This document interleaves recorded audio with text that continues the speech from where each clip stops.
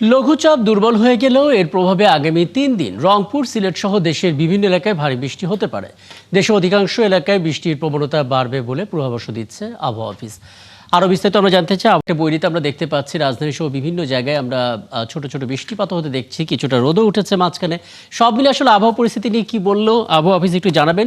বিশেষ করে রাজধানীর বাইরের ছবিটা আসলে কেমন থাকতে পারে?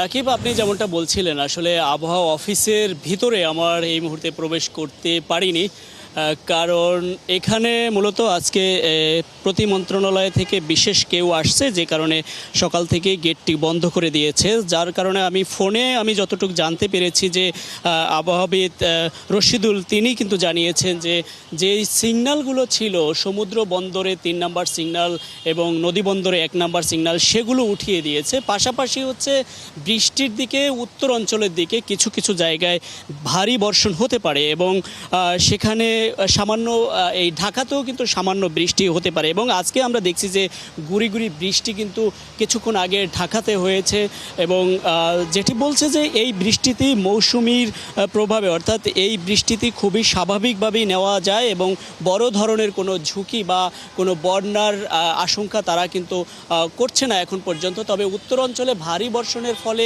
বিভিন্ন জায়গা যেমন নিচু এলাকায় পানি জমতে পারে এবং ৫০ থেকে ৬০ কিলোমিটার বেগে বৃষ্টি হওয়ার আশঙ্কা কিন্তু রয়েছে।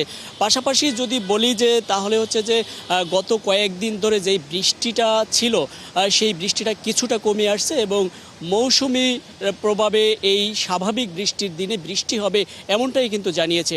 রাকিব, অনেক ধন্যবাদ ইলিয়াস। এখন তাহলে স্বাভাবিক মাত্রার বৃষ্টিপাতই আমরা দেখতে পাচ্ছি এবং জলাবদ্ধতা কিংবা বন্যার মতো বড় ধরনের ঝুঁকি আপাতত সামনে নেই, যতটুকু আপনি বললেন। নিশ্চয়ই সামনের আরও বিস্তারিত তথ্য হাতে এলে আপনার মাধ্যমে জানতে পারবো। আবহাওয়া অফিস থেকে যুক্ত হয়েছিলেন সহকর্মী ইলিয়াস আকন।